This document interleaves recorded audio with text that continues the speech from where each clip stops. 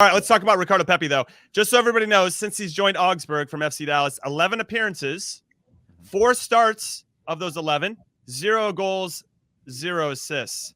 So he has no goal contributions at all. Heath, I'll go to you. Yeah, I don't even know what to say. I mean, this is difficult. I think he went into a situation. We had Michael Parker's former U.S. men's national team player join us on Monday. He played for the coach. He also played at Augsburg, the first American to do so. He was really surprised that coach even wanted an American, but he's not surprised that he's not playing him. Mm-hmm. And I wish that Ricardo Pepi and his family would have talked to Michael Parker's first before making this decision, because it doesn't seem like it's been a good one. Well, one of the things that Parker's did say, for anybody that didn't, you obviously can listen to that on audio or on YouTube, but one of the things that he did say is that it's a really hard thing to turn down, right? If you're going to spend $20 million, imagine what Ricardo Pepi is getting out of that.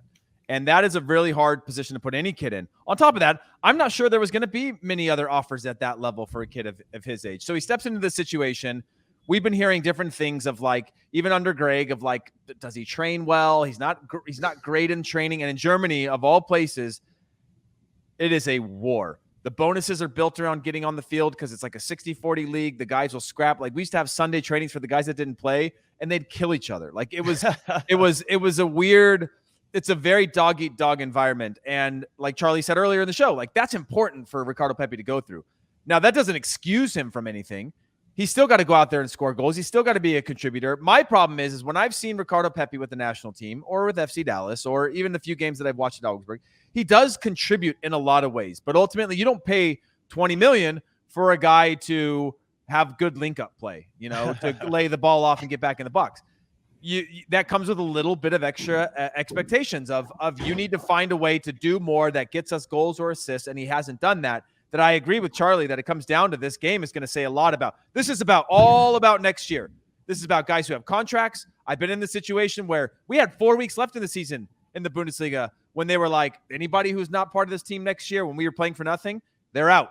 Anybody that has a contract, they're in. You're playing for a job. You're playing for this. Guys who aren't renewing, you're going to go train with the reserves for months, and we're going to focus on next season. And that's the situation that he's in now. And it's going to be a very telltale sign as to what they do with him in this environment right now. Okay, not only that, on the Grit to First side, and I actually want to get your thoughts on Ricardo Pepi, of course, Charlie, is our resident striker.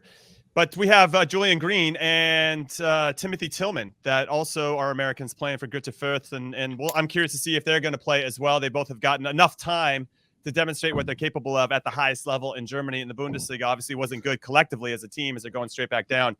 But let's talk about Ricardo Pepi. How do you think he fights out of this? If you're his agent, if you're his dad, if you're how are you telling him to manage what's coming? And because it doesn't look like what we've heard from Greg Berhalter, he's not going to get called in because he needs a mental break or whatever it was that Greg said about, the grind of flying home, to play in these games, to fly back. The guy just needs a rest. What are you taking all this into consideration? How are you managing Ricardo Pepi and his mindset as he approaches this upcoming season, which is a big one for club and country? Well, first you see how the season ends. Maybe he plays the last game of the year and he has a coming out party. He bangs a brace, he has a hat trick, or he scores, and he breaks the duct. And then they have confidence in him for next year. Mm-hmm. Or he doesn't play, and the agent has to have a call with, whether it's the sporting director or the head coach, have a meeting and say, where do you see Ricardo Pepi? Is he not working out for you? And if that's the case, figuring out what's the club to go to. Is it a loan back to Major League Soccer? Is it, which probably could be the case, or is there another? Wouldn't that, like, perception-wise, though, wouldn't that feel like tail between the legs a bit?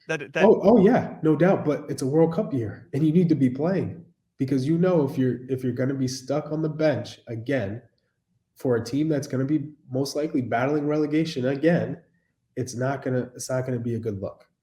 So maybe there's a loan opportunity in Belgium, which is where a lot of players end up going if you are going to get loaned out of the Bundesliga.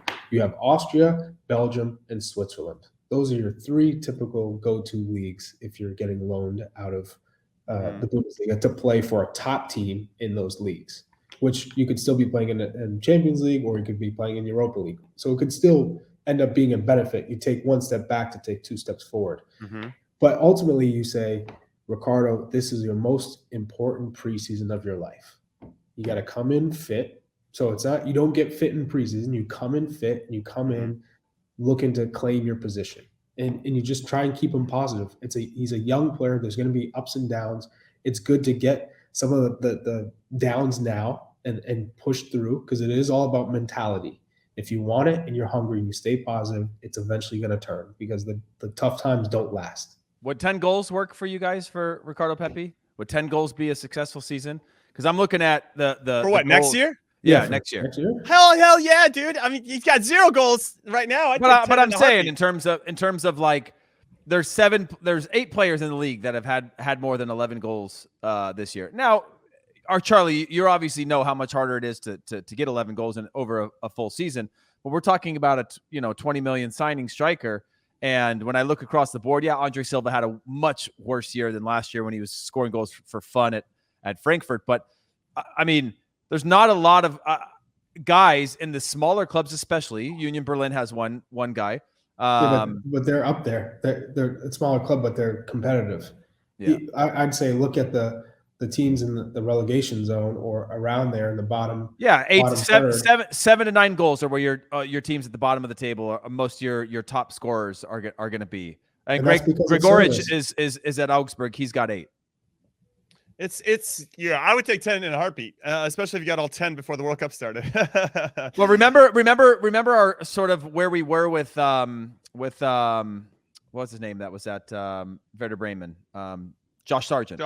Yeah. Where we were like it's kind of like you get happy because he starts to play at a young age. We were just happy.